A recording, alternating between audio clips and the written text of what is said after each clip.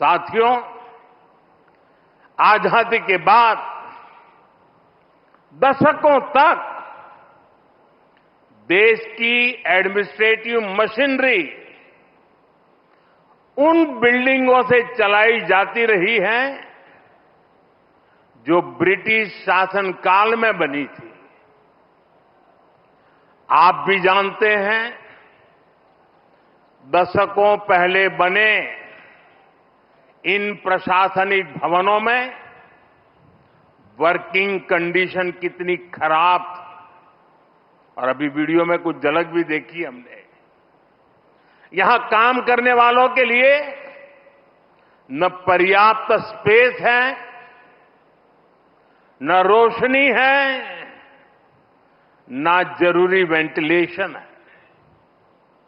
आप कल्पना कर सकते हैं, होम मिनिस्ट्री जैसी महत्वपूर्ण मिनिस्ट्री करीब 100 साल से एक ही बिल्डिंग में अपर्याप्त साधनों के साथ चल रही थी।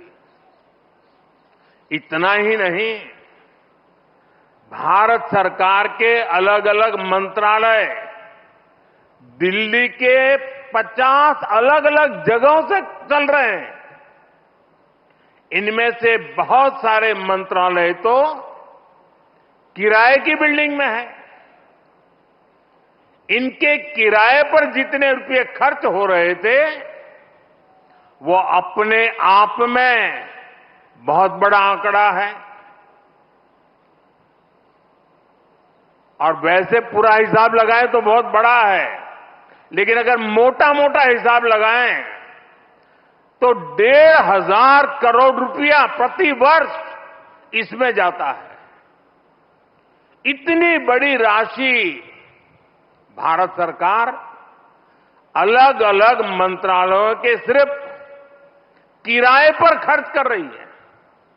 इसके अलावा एक और दिक्कत काम की वजह से स्वाभाविक है कि कर्मचारियों का यहां से वहां आना जाना भी होता है।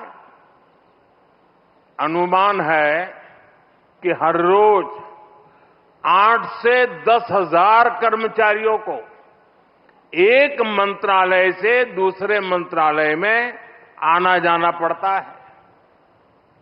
अब इसमें भी सैकड़ों गाड़ियों का मूवमेंट होता है, खर्च होता है, सड़कों पर ट्रैफिक बढ़ता है, कितना समय खराब होता है। और इन सब से काम में भी इनएफिशिएंसी के सिवाय कुछ नहीं रहता है। साथियों, 21वीं सदी के भारत को 21वीं सदी की आधुनिक व्यवस्थाएं चाहिए, इमारतें भी चाहिए। ऐसी इमारतें जो टेक्नोलॉजी, सुरक्षा और सुविधा के लिहाज से बेहतरीन हो, जहां कर्मचारी सहज हो, फैसले तेज हो और सेवाएं सुगम हो। इसलिए कर्तव्य पथ के आसपास एक होलिस्टिक विजन के साथ कर्तव्य भवन जैसी विशाल इमारतों का निर्माण किया जा रहा है। ये तो पहला कर्तव्य भवन पूरा हुआ है। अभी कई कर्तव्य भवनों का निर्माण तेजी से चल रहा है।